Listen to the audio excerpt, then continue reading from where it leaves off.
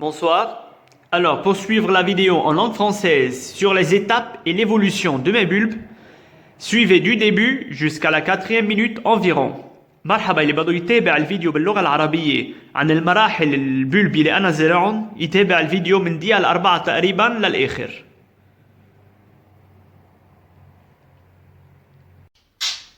Voilà, c'est la tulipe que j'ai fait entrer il y a environ 4-5 jours je pense.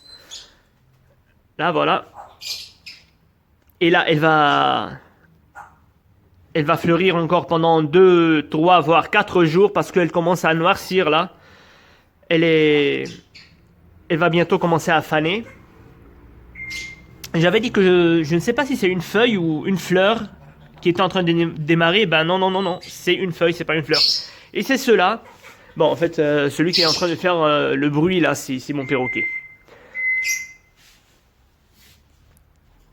Et c'est cela, je vous ai dit que je vais faire entrer ceux-là quand ils auront atteint le stade de pouvoir supporter un manque de soleil. Je les ai fait entrer avec quand ils ont eu ce stade-là, cette taille. Et les voilà aujourd'hui. C'est une tulipe double. Et comme j'avais dit, je vais l'étrangler ce perroquet.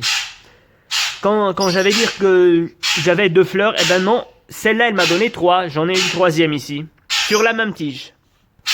Et je vais vous montrer le reste. Bon allez, tu dis bonjour. Et maintenant tu t'es là quoi. Ça c'est un 2e. Ah donc, tu ne parles plus quoi, c'est ça? Coucou. Bien, allez. Bon, allez, on te laisse tranquille là, moi. Et ben voilà. Celle-là, je vais la garder encore jusqu'à demain, avant de la faire rentrer. Et ceux-là, je pense aussi, dans 2 jours, je vais les faire rentrer. Et ceux-là, ce sont les bébés. Ce sont des bébés que j'avais depuis ceux qui sont là. Ce sont des bébés que j'ai fait moi-même. Ils ont maintenant 3 ans et voilà, maintenant, ils commencent à fleurir. Désolé, il n'y a pas assez de lumière, il fait noir là. La lampe n'est pas très forte. Bon, ceux-là, voilà, si, ils ont commencé à fleurir. Ce sont des bébés que moi-même j'ai fait de mes anciennes tulipes. Ceux-là, ils n'ont pas fleuri. Je pense qu'ils vont fleurir l'an prochain. Ben, celle-là, elle a fleuri. Et ce sont des bébés, ceux-là sont des bébés. Et c'est celle-là qui a fleuri cette année. Celle-là, je vais la faire entrer maintenant parce qu'elle est en stade de pouvoir entrer à l'intérieur. Alors voilà, ce sont les fraisières qui étaient dans la dernière vidéo. Et là, elles ont fleuri. Rose, jaune et rouge. Bon, le rouge là, il commence à faner, c'est normal. Il a près de 5 ou 6 jours, je ne sais plus. C'est normal. Ce qu'on va faire, on va couper la hampe florale et mettre la plante au soleil dans mon jardin. La laisser tranquillement jaunir pour constituer ses réserves. Et bien sûr l'amaryllis, là voilà, elle n'a pas encore, elle n'a pas montré sa fleur plutôt. Je vais pas la faire entrer, je vais la garder. Ça fait 1 an que j'attends sa floraison. Je veux pas que, au cas de manque de lumière, elle va faire avorter sa fleur. Donc je vais la garder. Elle va s'ouvrir. Quand elle va commencer à s'ouvrir, je vais faire entrer mon amaryllis à l'intérieur pour en profiter de sa floraison. كان حكيكم انا عن فرجيتكم هيدي على الفيديو، اخر فيديو عن التوليب اللي عملتها. لما قلت لكم بدي فوتها، هي فوتها وهلا كبرت، صار لها تقريبا شي 4 ايام مفوتها لجوا. عندي هون قلت لكم يمكن تكون او وردة او ورقة، لا طلعت ورقة. هلا بلشت تسود، صار عمرها لانه 5 ايام او 6 ايام. بدها تضلها عاطي وردتها تقريبا بعد شي 3 ايام وخلص بدها تبلش تدبل. بدي قص الأومب فلورال، يعني بدي قص الوردة واتركها، حطها طبعا ارجع حطها برا منشان خليها تصفر على مهلها. هلا عندي هولي اللي قلت لكم انه بعد مش لازم فوتهم، بدي اتركهم 2 يوم تقريبا.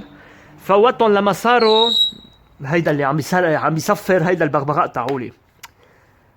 فوتهم لما صار والاخراس، فوتهم لما صار عندهم هيدا الحجم.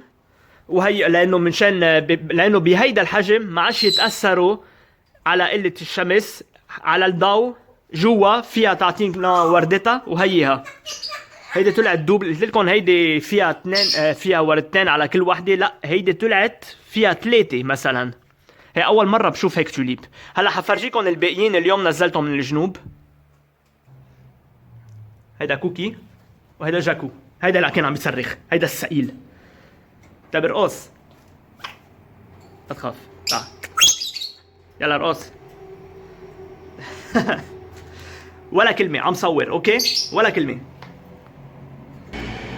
هلا هول اللي نزلتهم اليوم من الجنوب، هيدي بدي اتركها بعد تقريبا يومين، لا بعتقد بكره في فوتها، لانه بلشت تعطينا اللون تاعولها، ما عادش بيأثر اذا فيها في، حتفتح الوردة، ما عادش حتدبل. هلا عندي هون هول الكبار طلعوا فرخوا، بس عندي البيبيات اللي صار لي تقريبا سنتين او ثلاثه عم بزرعهم، هيهم هول عمرهم 3 سنين، هي اول مره بيعطونا وردتها. هيدي البيبيات اللي كان عندي من التوليبات القدام اللي اصلا هن كبار وعم بيعطوني ورد. هلا هون كمان هلا في منهم بعضهم اصغر من الباقيين فما عطوني ورد، بس اللي اكبر هول عمرهم 3 سنين تقريبا بلشوا يعطوني ورد.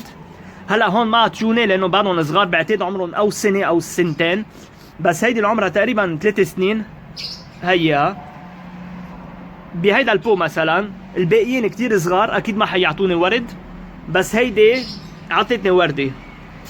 عندي نفس الشي هون، هيهم هولي بيبيات كمان زرعهم، هيدي البصلة تعولتها اكبر فعطتني الوردة تعولتها، بس هيدي بدي فوتها اليوم لانه خلص صارت بمرحلة ما عادش بيأثر عليها اذا ما في شمس، حتفتح. كان بدي فرجيكم بس شوي على التوليبات تاعولي. هول الفريزيا اللي كانوا بالفيديو، اخر فيديو تبع التوليب، ما كانوا بعدهم مفتحين، هيدي زهر، هيدا اصفر وهيدا احمر. هلا الحمراء فتحت قبل الباقيين تقريبا، هيدي من شي 5-6 ايام فتحت، فشي طبيعي بلشت تدبل. اللي بده يصير هلا بدي قص التيج تبع الورده، مش اليوم، بعتقد بكره او بعد بكره، وحطها بالجنينه تحت الشمس لتصفر لحالها، لترجع تعمل الريزيرف تاعولها لتعطيني ورده السنه الجايه. وهيدا الاي بي اس توم الاماريليس اللي فرجيتكم عليها كمان، بعد ما فتحت الورده تعولتها اكيد ما حفوتها هلا، ما بدي انه الورده على قله الضوء تموت، صار لي سنه ناطر ترجع تعطيني الورده تعولتها. فاللي بده يصير حيتركها لما بتبلش تفتح الورده تعولتها، حفوتها لجوا لاستلذ بمنظرها.